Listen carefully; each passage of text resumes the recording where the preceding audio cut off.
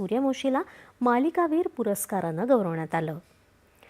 मलेशियात सुरू असलेल्या मलेशिया ओपन बॅडमिंटन स्पर्धेत भारताचे बॅडमिंटनपटू लक्ष्य सेन आणि आयुष शेट्टी यांच्या पराभवामुळे भारताचं स्पर्धेतील पुरुष एकेरीतील आव्हान संपुष्टात आलं आहे.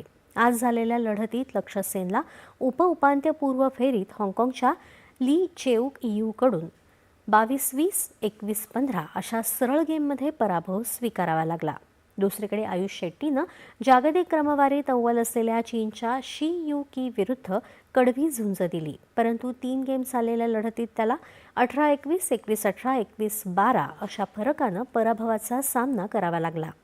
आता भारताच्या पदकाच्या आशा पी.व्ही. सिंधू आणि सात्विक साईराज चिराग शेट्टी जोडीवर टिकून आहेत.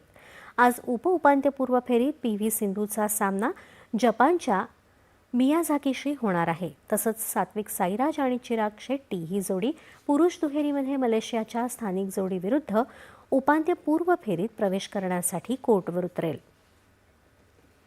ज्येष्ठ पर्यावरण तज्ज्ञ डॉक्टर माधव गाडगीळ यांचे